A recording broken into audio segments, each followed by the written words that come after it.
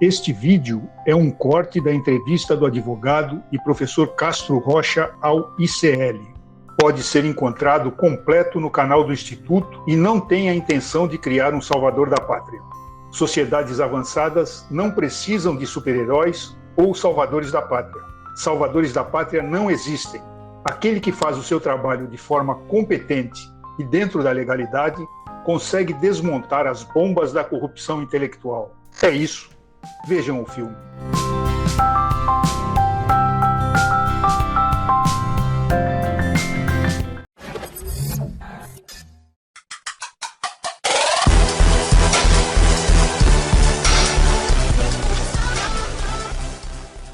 Bom dia, professor, tudo bem? Bom dia, Vivian, bom dia, William, bom dia, Demore, bom dia a todos. Por que Alexandre de Moraes, nesse contexto, é o alvo agora tanto de Bolsonaro quanto de Eduardo Bolsonaro? Quer dizer, vem sendo já há muito tempo, mas nesse momento a gente percebe que eles estão mirando todas as armas para Alexandre de Moraes. O Eduardo Bolsonaro chegou a dizer que nos Estados Unidos poderá focar em buscar abre aspas, justas punições que Alexandre de Moraes e a sua Gestapo da Polícia Federal merecem. Agora eu quero te ouvir. Por que ele é o principal alvo, professor, da dupla?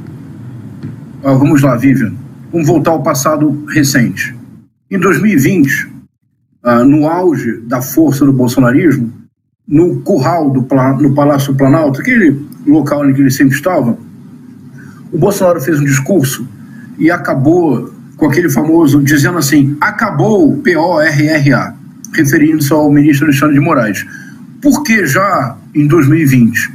Porque já se sabia que em outubro de 2022 o ministro Alexandre de Moraes seria o presidente do Tribunal Superior Eleitoral. Do que se tratava era já de criar um alvo, antes mesmo dele tomar posse na presidência do TSE, de modo a preparar a estratégia golpista que agora está sendo totalmente revelada na denúncia da Procuradoria-Geral da República. Primeiro ponto. Segundo ponto, esse é o decisivo, Vivian. E não esqueçamos que o primeiro ataque violento contra o Alexandre de Moraes não veio de nenhum brasileiro. Veio do Elon Musk, através do X. Por quê? Eu vou propor aqui uma hipótese para a nossa reflexão. Me parece que o ministro Alexandre de Moraes estudou de maneira bastante aprofundada a principal técnica eleitoral da extrema-direita transnacional. Qual é a principal técnica eleitoral da extrema-direita? Consiste, em se apropriar de símbolos do campo progressista e alterar radicalmente o seu sentido, apropriando o símbolo e esvaziando a política do campo progressista. Por exemplo, o Eduardo Bolsonaro recorre à figura do asilo político. Nós não devemos cair na armadilha de questionar o asilo político. O asilo político é fundamental, é um estatuto internacional que implica que subjetivamente você se sente perseguido, você então pede o asilo, mas aí você precisa apresentar provas objetivas da perseguição. Por isso o Demore falava muito bem. Quando um Estado aceita conceder asilo político, o Estado está dizendo claramente para a comunidade internacional que a impressão subjetiva de perseguição tem dados objetivos que a confirmam. Então ele pega um estatuto legítimo do asilo político, que no Brasil foi um estatuto utilizado por muitas pessoas perseguidas entre 2018 e 2022, pessoas que nós admiramos muito. Ele toma esse estatuto e inverte o seu significado, esvaziando o seu sentido. Mas como é que funciona na prática eleitoral? Como a extrema-direita venceu o Brexit, a eleição do Trump, a eleição do Bolsonaro, a eleição do Modi e assim sempre.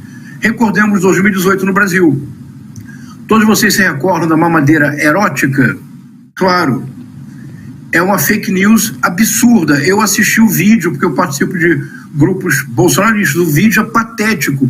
Qualquer pessoa com mínimo de bom senso não pode acreditar naquele vídeo.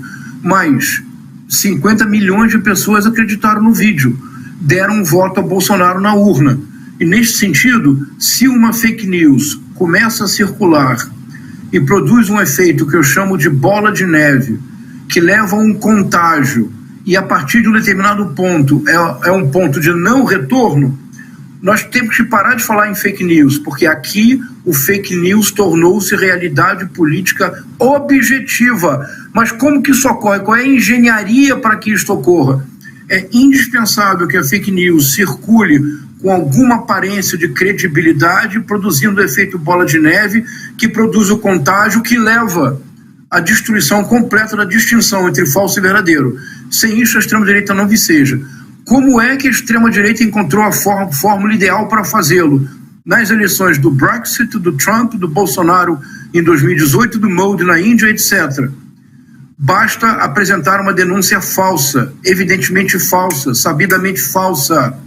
Se o Ministério Público de qualquer lugar do mundo acolhe a denúncia, o desastre está feito. Porque ao acolher a denúncia, ainda que 1, 2, 3, 4 anos depois, a denúncia se revele inepta e constitua crime de denunciação caluniosa, o efeito bola de neve já se realizou, a eleição foi ganha.